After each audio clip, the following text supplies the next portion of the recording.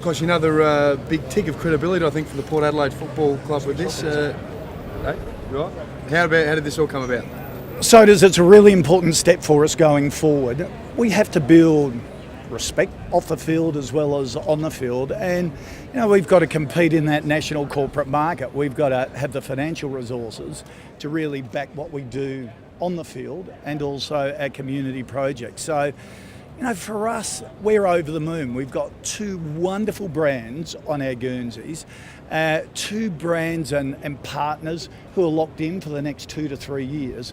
And financially, it's a real easing of the pressure on the club going forward. It allows us to focus on the other opportunities that we've got planned, and to have those two prestigious bits of business sorted for the next 2 or 3 years really relieves the pressure, which is fabulous. You've been in this role for more than a year now, and not living in Adelaide too, you get a chance to see things from the wider perspective. Is Port Adelaide gaining that respect and credibility back? Oh, look, we can just see it through our Sydney and Melbourne advisory boards of business people who advise us in those capital cities, who open doors for us. We're starting to get on the map. Remembering we're still a challenger brand in a small market here in Adelaide. We're a young side. We're an organisation that is rebuilding. We're not getting ahead of ourselves. We know there are still a lot of things to happen, and it's a tough road ahead, but we're really happy with how we progressed, both in capturing the heartland through membership and attendances and merchandise. Yesterday, I think we're at over 38,000 members. It's the end of January. It's unheard of. David, with a partnership like this and also the move to Adelaide Oval, how long do you expect it'll be before you trade in the black? Trading in the black is a function of how much you invest in the football department as well. For example, last year we still traded in the red, but we invested heavily in the football department and increased our spending. Now, compared with the rest of the league, we're still at sort of number 15 or 14 with spend, but for us it was a big increase because you've got to invest in the product for the commercial benefits to come. If you look at the business cycle of a sports club, corporate response usually is at the end of your rebuilding cycle, because they want to see progress on field, they want to see progress in membership and attendances and building your business. So, we expected last year to still be tough financially. This year, 2014 will be a lot better, and hopefully after 3 years we're back in the black, but making sure we still keep increasing our investment in football, because we've got to back these young guys. We're still the third youngest team in the comp. We've got a long way to go to continue to build respectability on the field. It's been a real shift, hasn't it, to go national rather than just being a little bit too parochial. It's working. Jasper, the national view has been a really deliberate step by us. You can fight and you can scrap. This is the commercial side of things in the South Australian market, which we do, but you've got to set your vision a whole lot higher.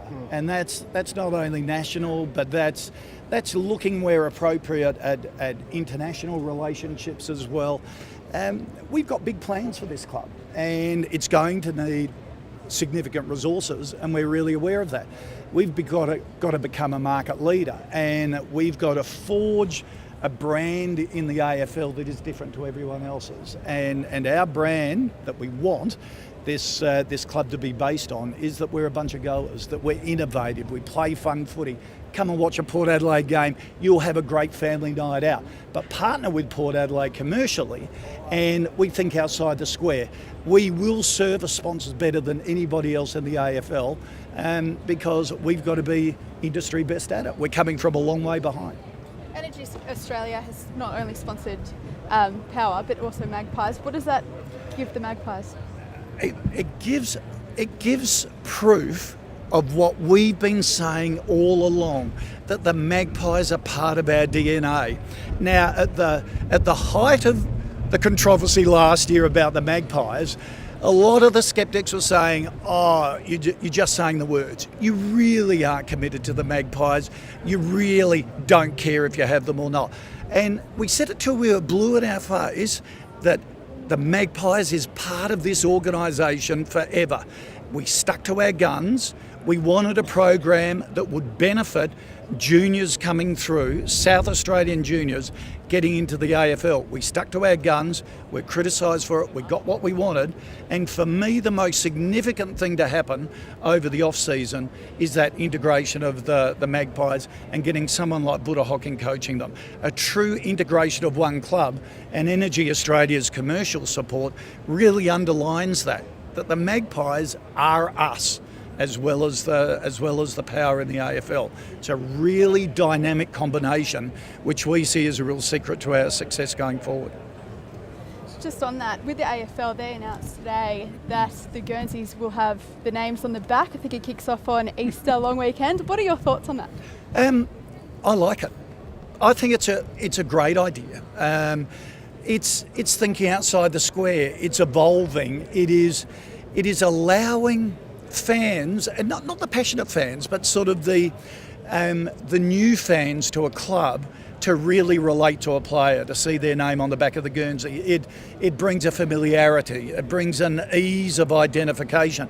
And I think that's what we're all about in our game. It's trying new things. And the customer, the fan, will ultimately decide, but let's give it a go. Why not? Do you know if the club was aware of it before it went splashed onto the papers today? We spoke to Carlton, they didn't know about it until after the papers came out. Look, I didn't know about it, but I'm sure, Norts, did we know about it? The names on the back of the Guernseys? I don't know, it was a bit of a surprise to us. A lot of things in AFL, I'll choose my words carefully here, are done on a coordinated fashion because there are, a lot of participants, and some things you need to keep as a surprise. So often it's for us. But look, it's not a massive announcement. It's a trial. It's a bit of test marketing. That's what we do in every business. That's what you do in TV, radio, the whole lot. You test different programs and different ideas.